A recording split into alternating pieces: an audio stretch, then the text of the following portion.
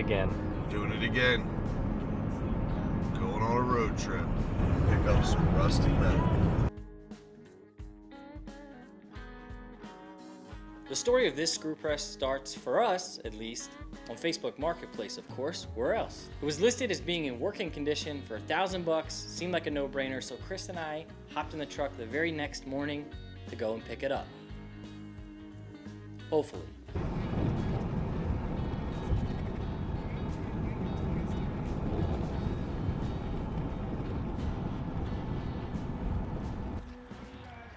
Once I laid eyes on this piece of machinery for the very first time, it was much bigger than I thought, and it appeared to be literally the screw press that I've always wanted. What's it called? Mount Phillip Metalworks. Okay. Yeah. There was only one problem. The screw press, well, it didn't screw.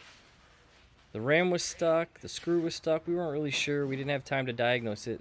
So we put the handle on it and tried to kind of force its way around to see if it would break free.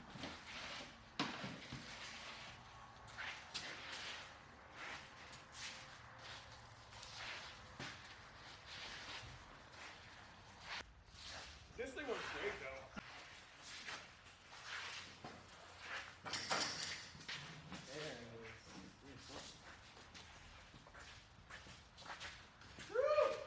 There you go. You feel Matt? We thought, with all three of us, that we had gotten it freed up, but really we just got it past the stuck point, and yeah, I mean, it moved. There was some hope, but you need the full travel of these things, and wasn't looking good. Back home. 'Cause he wants to. With not really knowing what the problem was, it was starting to look more and more that we weren't going to be taking this piece of equipment home, which sucked. It was a fun road trip, but after talking with him for a little while, he offered to sell it to me half price. So went from $1,000 to $500. That was kind of worth the risk. I think Chris and I both felt that we could make this work, even if worst case scenario we had to get a new screw for it. So once again, it seems that we have yet another project coming back to the shop. So as seen here, this is the proper way to move this piece of machinery if you're going to use bare forks underneath the casting. But after talking to him, he let us know that he always used to just put the forks under the actual wheel and lift it from there. And that, if the screw is up enough, will instantly bend the screw. So we're pretty sure we know what the problem is at this point. Oh shit.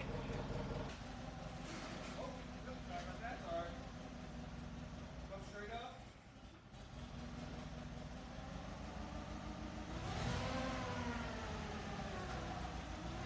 Alright, now come in. Perfect. Straight in. Yep. Alright, here it goes. Maybe. Drive it in. Alright. This adventure isn't quite over yet. He let us know that he believes the legs for this thing are at his old shop. So we decided to hop in the truck and drive over there to see if we could find them. These are laser cut, huh? No, that was a fork. Nah. You cut, you weld, you grind. So no such luck. We didn't find the cast legs for this, but it was a really cool little shop, and it had a ton of old ironwork that they had done over the years. So it was definitely worth the trip. We're gonna have to find another solution for the legs. So back home.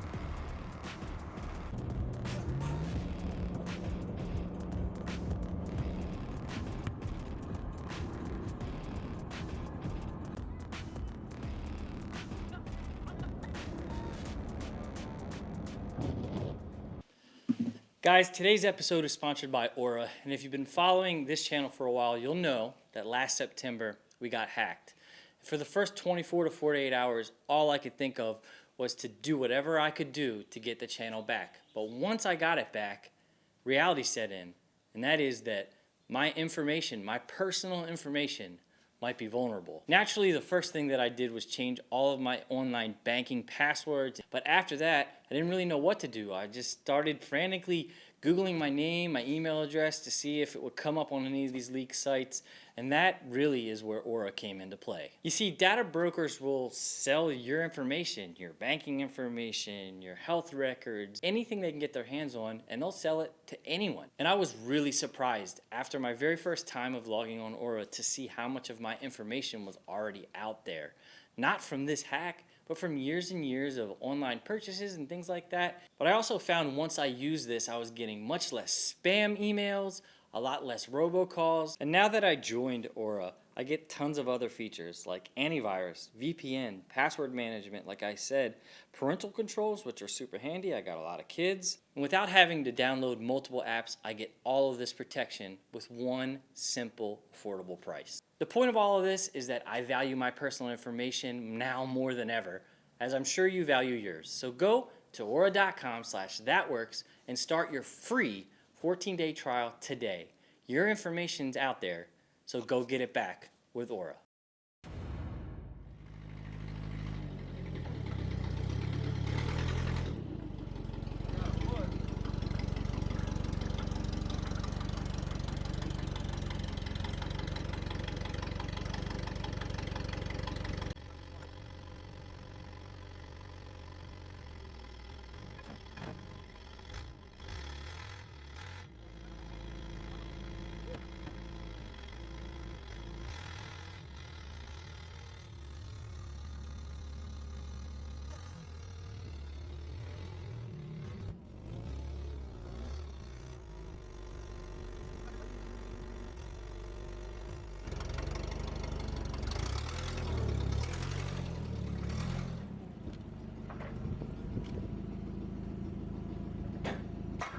So our initial thought was, hey, it was a forklift that broke this.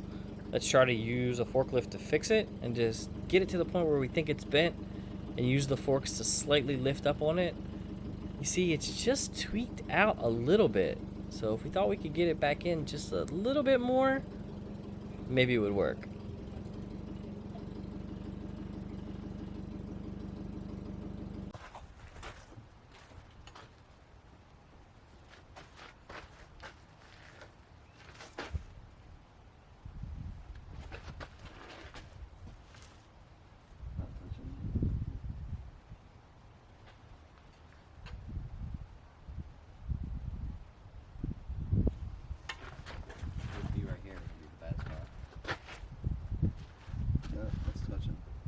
Right here. Right there's the bad spot? Mm-hmm. Look at it. Bad, bad? Look, you can see through the gaps.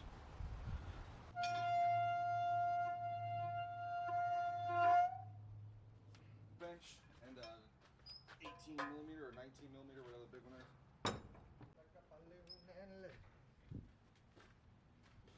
I love it. This is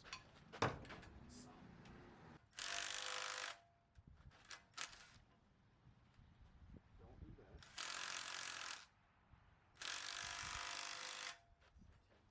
Better than what?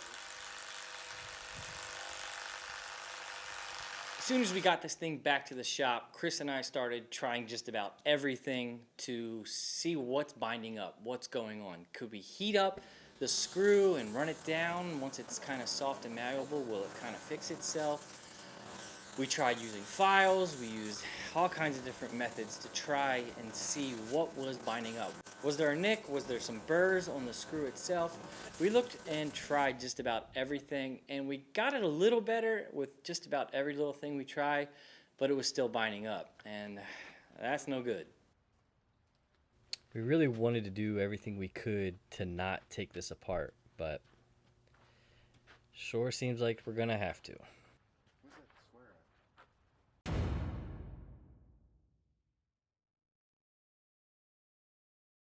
So what this guy's trying to tell you, without realizing that he didn't turn the microphone on the camera on, is that there's one last thing he wanted to try before taking it apart, and that is spray painting the actual screw blue.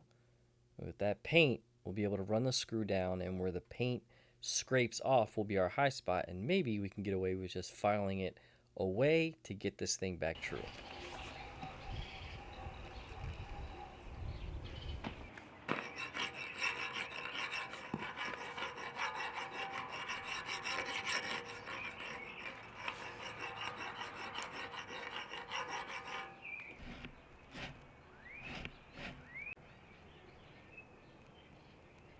Another really cool thing that happened since we got this machine is it was missing its legs, and Jimmy DiResta actually had 4 legs that fit almost exactly perfect. They're the exact height we need. The bolt pattern is a little different, so we're gonna have to change where the holes are on these, but these are gonna work absolutely awesome. So once we get this thing put back together, we'll put it up on these legs, drill some new holes, and get this thing mounted properly.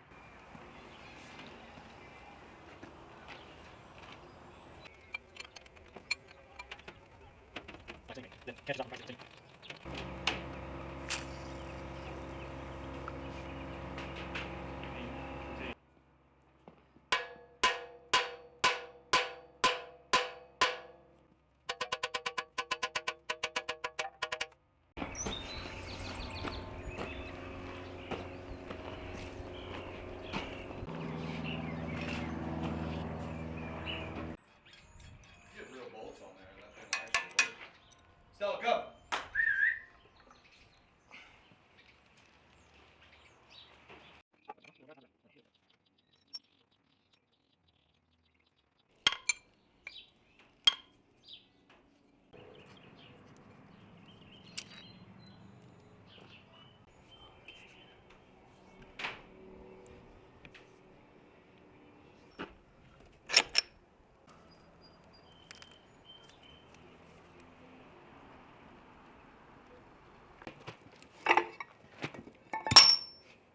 Okay.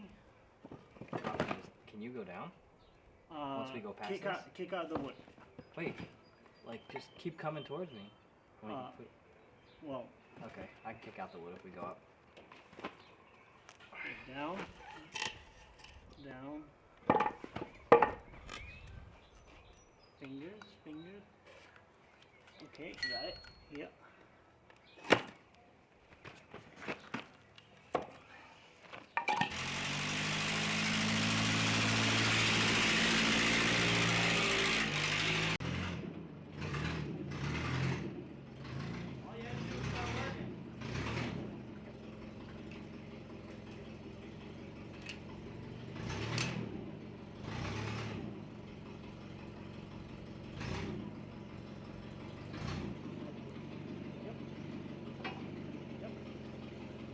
Clear?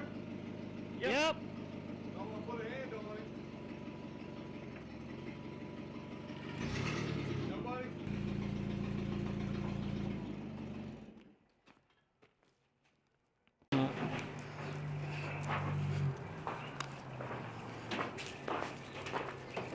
Righty tighty, lefty loosey.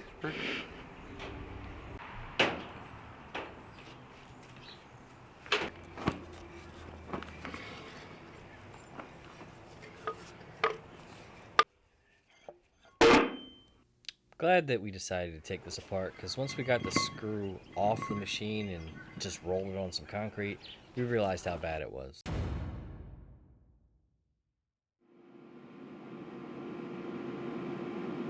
Really wanted to avoid this. However, it's too far out to just stick on a lathe. We'll end up shaving off more than 1/4 of an inch. So we're gonna heat it up, do our best to straighten it hot before putting it in a lathe, if we have to do it at all on a lathe. So, bit of a risk, but I think it has to be done this way. And if we mess it up, we'll just make a whole new screw. So the plan goes like this: a wet board, top of the anvil, heat up the screw, use another board and a sledgehammer to strike it, and slowly and gently try to bend it back true.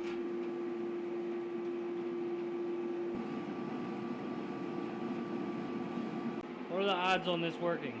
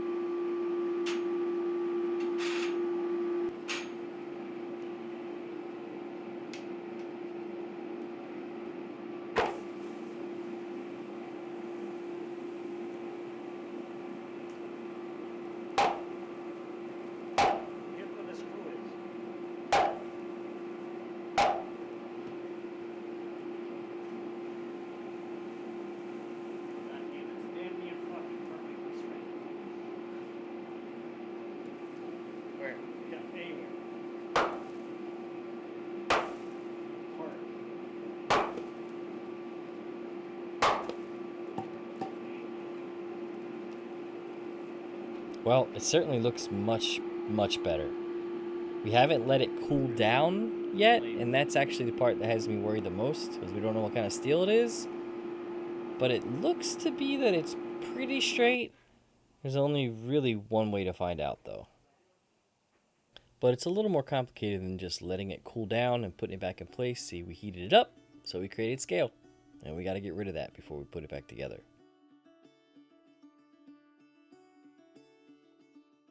Now, while we have this thing taken apart and we're in the forge already, the ram itself has a few places that could use some repairs. Right there in the dovetail, it's got a lot of material away, and since it's here, we might as well add a little brass to it, raise it up, fix it, and make it good as new.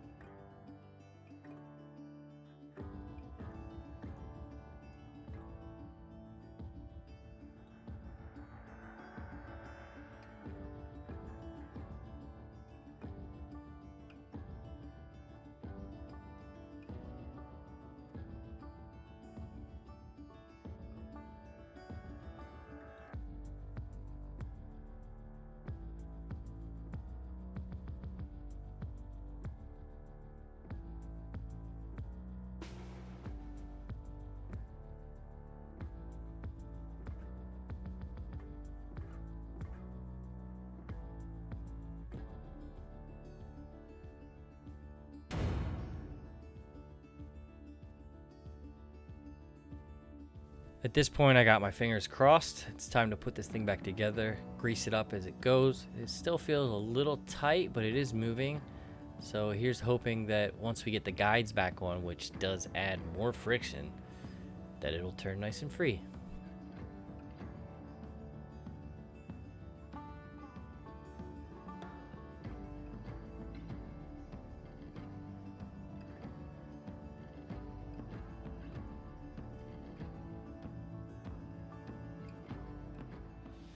All right, so we got it all taken back apart. We noticed the shaft still has a little bit of bend to it. We got a lot of it out. Ilya's got the forge on. We're gonna try to forge out the last little bit of curve in there. We also noticed there's a lot of friction where the screw meets this plate right here. All these contact surfaces are now gonna get as polished as we can possibly get it, reducing as much friction as possible. I'm gonna use a Scotch-Brite to do that. While that heats up, hopefully we can get this thing back together and it works great. We'll see.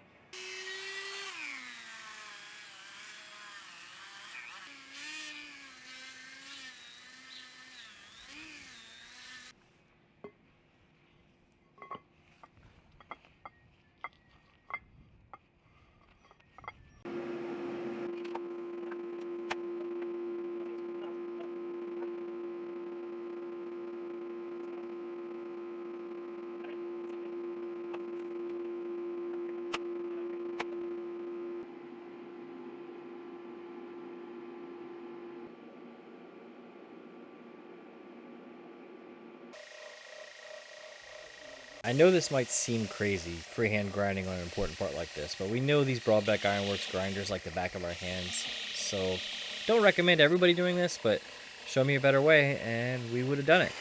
And what else is crazy? Our analytics show that over 78% of you who watch our videos are not subscribed to this channel. So hit that subscribe button and ring the bell for all notifications. With it all polished back up, it's time to give it one more check to see how this thing works. This time we're not going to put the whole machine back together. We learned our lesson on that already. We're just going to try to run the screw up, and sure enough, still needs some tweaking. So for one reason or another, I guess we just got into things. I forgot to hit the record button on one of the things that we did to try to straighten this once it was hot. As you see that big flat table that we were using to check its straightness, what we did is we took a piece of angle iron, a big piece of angle iron, and laid it over top the screws and then lightly tapped it as we rolled it, hoping that that would kind of conform everything into one straight line. And I think that really did help, but still needed some minor adjustments. So up until this point, the only way we've been checking the straightness is by the outside of the threads, which I've already taken some material off. We've sanded, we've filed. Ilya had a really cool idea of putting the same size square stock in between each of the threads and then measuring off of that to see where everything dips. just gives us another perspective. We were able to see a few more low and high spots. And another thing we didn't really want to do was file inside the threads, but hey, if it works, it works. At this point, I just want to see this thing back together.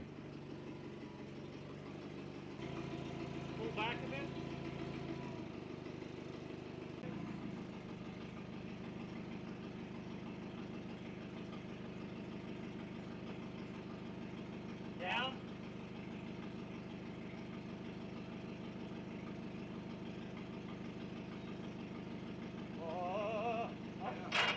Yep.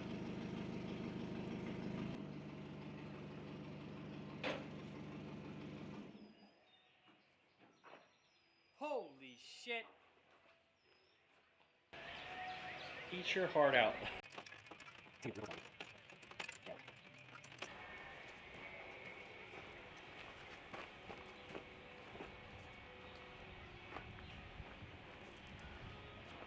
This machine was built by the Waterbury and Farrell foundry, I believe. It's pretty cool history that these things have, and they're one of the most sought after tools in a blacksmith shop. Before Coal Iron Works was around putting hydraulic presses in everybody's shop, the screw press did everything that those do. It's a little more manual labor, but they really give you a lot of control, and I've used them throughout my career in many different ways. Everything from bending and dishing metal to straightening blades, and even doing a lot of different kinds of forgings.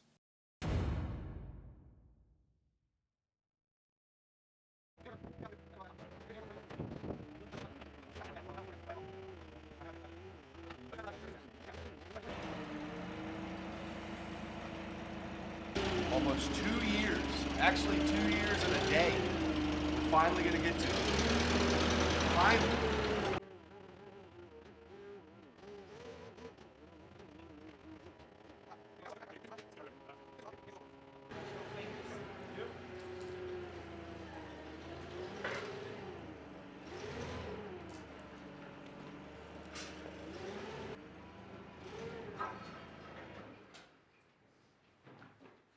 All right, it has been 2 years to the day that we got this screw press, and it's time to get this thing in working condition. But first, got my friend Evan here. He's gonna start by basically getting all of this paint off the surface using a needler, a wire wheel, all kinds of fun stuff. So Evan, have at it, have some fun, and I got some ideas of what color schemes we're gonna go with this once it's all done, but we gotta get at least the bulk of this loose paint off first. All right, so we got a plan. So Evan, it's your turn. All right, let's do this.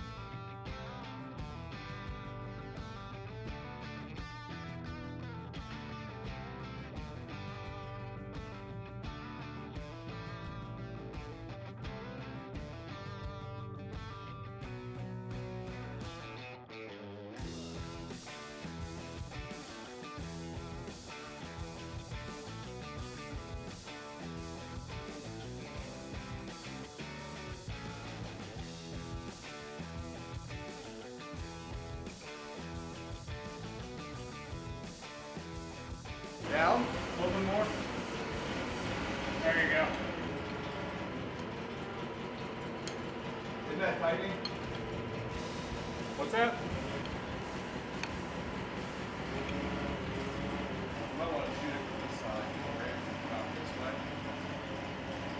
More one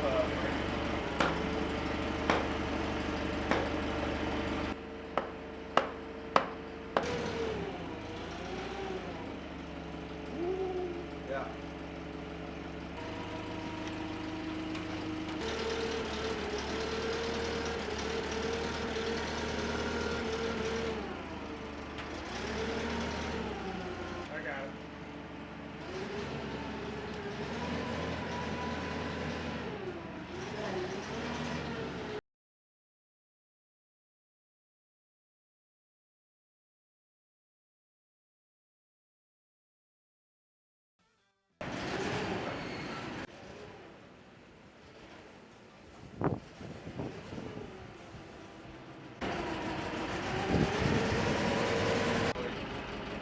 adjust the boards accordingly. Get ready for the kick. Should be any second. Maybe not. Alright, sweet. Alright, pull that strap. Take the screw to the wheel. You can do it in your hand. Okay, perfect.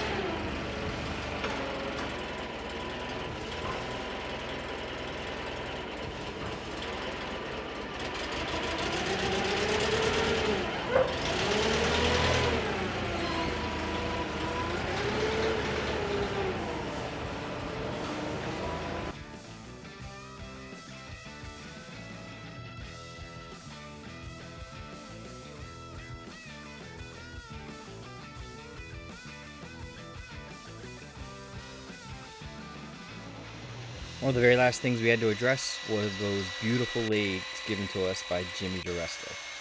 And our friend Tetsuo had a great idea of how to go about putting them on. Basically use the existing hole, get it bolted, and then you only have to drill one hole per leg to make everything match up. Jimmy D, for these sick legs, I think Matt owes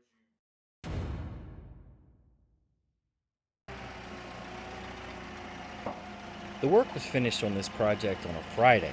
Chris had it set in his mind that we were going to move it into the shop in its final place on Monday.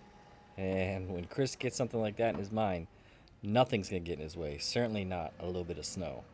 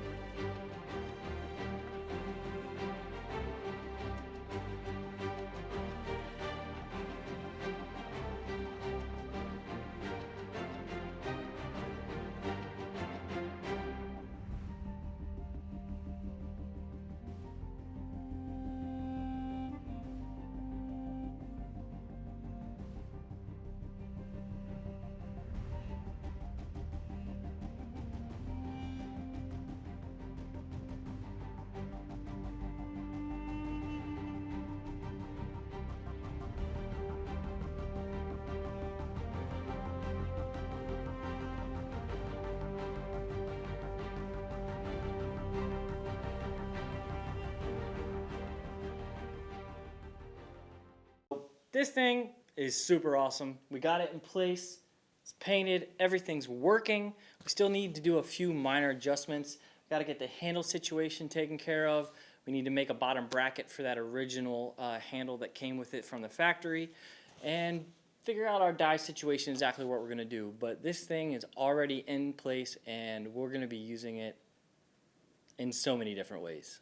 Thanks again to Jimmy DiResta, the godfather of restorations and crafting in general, for providing us with these beautiful cast legs. I mean, without those, this thing would have been a much different project, a lot more scouring out there to try to find something that maybe fit, or even having to resort to fabricating some legs, which would have been a real bummer to see this thing on fabricated legs.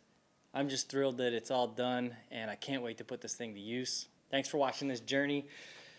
It was scary there for a minute, but we kind of put all of our heads together and made this thing work. And I'm just absolutely thrilled that it's here, and we're going to be putting it to good use and some videos to come.